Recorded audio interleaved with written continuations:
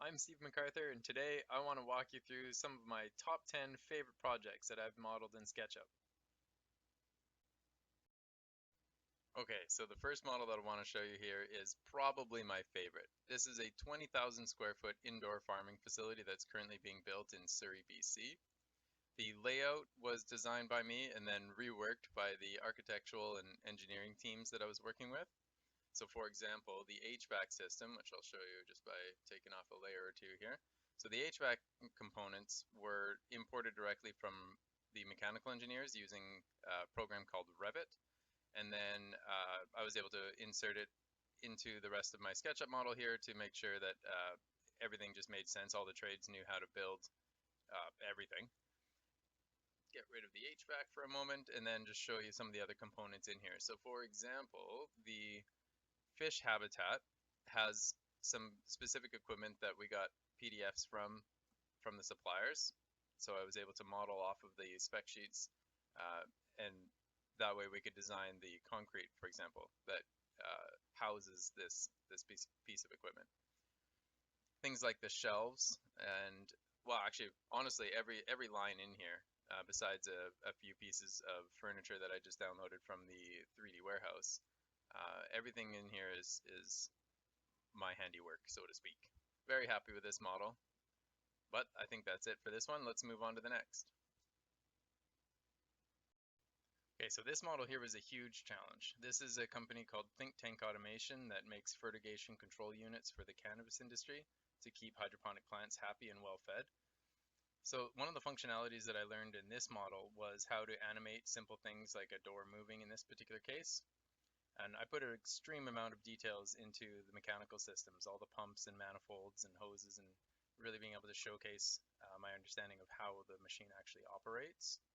But yeah, like I said, a huge challenge, but I'm very happy with the final result. So this was a 3D printing project, which shows off the iterations of prototyping to get to the final product of a lighting fixture with some interesting design constraints. Here, the challenge was minimizing the amount of plastic material used while keeping up the strength needed to clamp a large diode and other electronics onto a square metal tube full of water. This was a water-cooled LED lighting system that we were prototyping. Okay, so this model here is particularly embarrassing because it was my very first SketchUp model.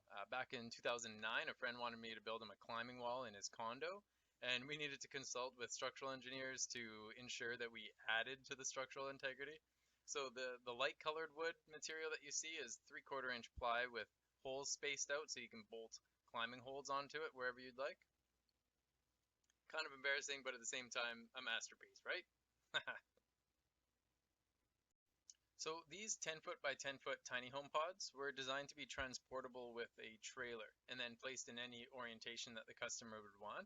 I'm showing you this model because I wanted to show you the integration into Lumion, which is a rendering program that is able to seamlessly work with SketchUp to make your models beautiful. It focuses on lighting and shadows and textures and just really flushing out your design and being able to make it a little bit more presentable. So I won't take too long on this model, but I wanted to show it to you because it means a lot to me, purely because it's my room. My girlfriend and I needed a desk and a closet system in our new room, so we designed it together. And then I modeled it and gave it to a custom furniture company to build it for us. So I have a picture here of the final product. Really happy with how it turned out.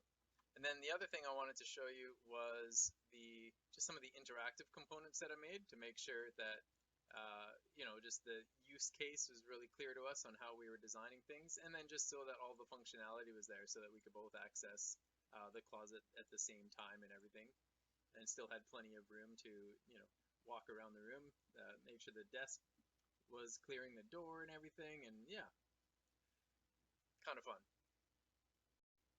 Now, this aquaponics Secant project was submitted to the United Nations a few years ago now as a means of providing food security or disaster relief in emergency situations, with the extra design constraints of having to be packed safely up for transportation and then deployable wherever needed, of course.